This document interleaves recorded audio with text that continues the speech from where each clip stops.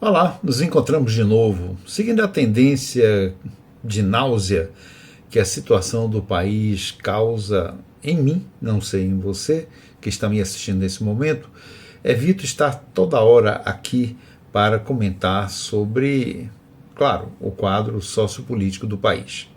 Principalmente depois do piripaco que o Bolsonaro teve e que o levou novamente ao hospital, 10 minutos depois, mais ou menos, que ele recebeu a notícia de que havia sido, sim, tornado réu oficialmente pelo STF no processo da tentativa de golpe de Estado.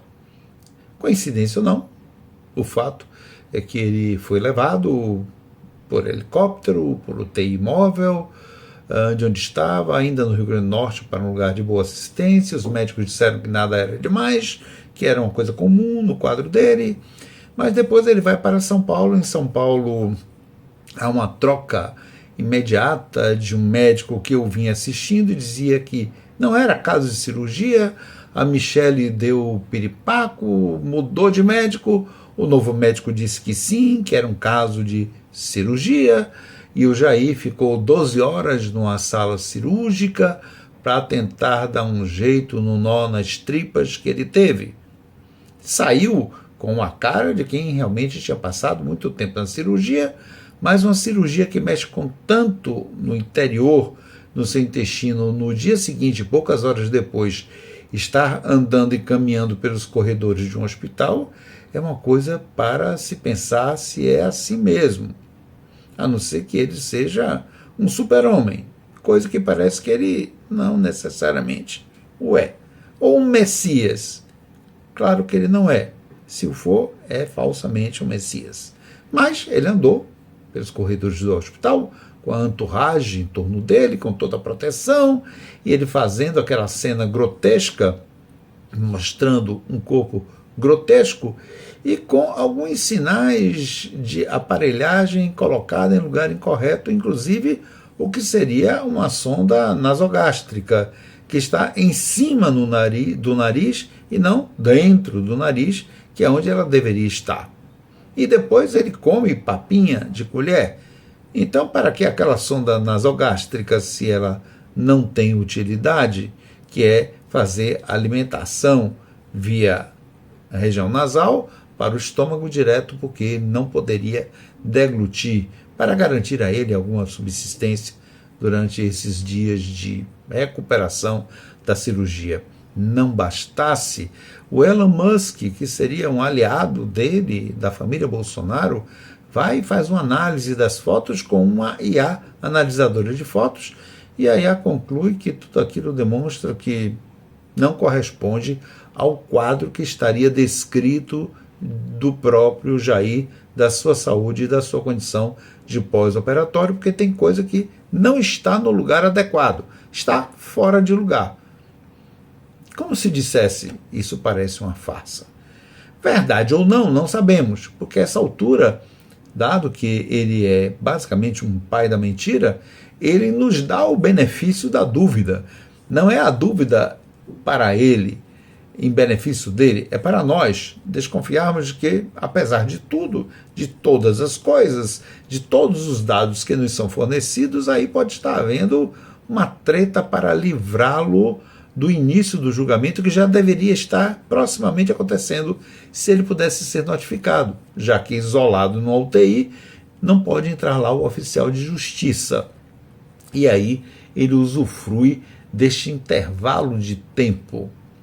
Em contraponto a toda essa demonstração do Jair e do seu martírio, temos o Papa Bergoglio, o dito Papa Francisco, que acabou de morrer, isso nessa segunda-feira.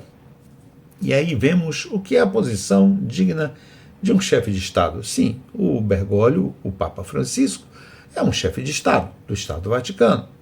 É líder de mais de 1 bilhão de pessoas e teve um longo martirológio no hospital. Em todo este tempo não se viu nenhuma espetaculosidade do seu quadro, a não ser a solicitação dele para que as pessoas soubessem da verdade deste quadro. sem que houvesse maquiagem da realidade.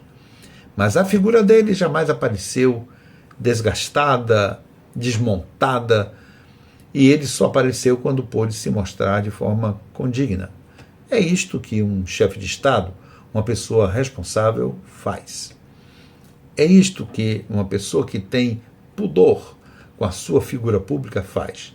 É isto que uma pessoa que não quer manejar uma massa ignara, se fazendo de mártir, de vítima da situação, enfim, do dito sistema, que é o que ele realmente integra e a quem ele realmente serve, faz. Ou seja, a pessoa se mostra condigna, como Lula, que foi operado naquela queda e nas outras situações e jamais apareceu cheio de aparelhagens, desnudo, mostrando o seu corpo e sua intimidade para as pessoas consumirem nas redes sociais e mitificarem este estado, esta situação e a própria pessoa.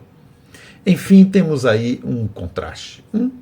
O Papa Bergoglio, o Papa Francisco, um homem que buscou, dentro das suas possibilidades, estabelecer um clima mais progressista e liberal dentro da igreja. Pouco, mas bastante. O bastante para poder criar inimigos dentro da própria igreja e alguns dizerem que ele é um apóstata, sendo Papa. Por outro lado, vemos o Bolsonaro se fazendo de vítima, de mártir e de um Messias crucificado em pleno período da paixão, mostrando o seu corpo adoecido, estragado pela própria incúria dele. Dá aí algumas notícias de que a situação dele piorou na UTI por esses dias, que houve um aumento de pressão e parece que o quadro se reestabilizou. Porém, tem uma questão. Não é que ele vai melhorar ou piorar. Não é que se queira que ele morra ou que ele viva. O problema é que Jair, com este tipo de manejo, ele cria problemas para a ação da justiça. E como não sabemos se o que ele está vivendo é verdadeiro ou não, ficamos sempre com a impressão de que ele está fingindo como um péssimo ator. E de que há uma entourage, inclusive de gente da área da medicina, que apoia este tipo de coisa.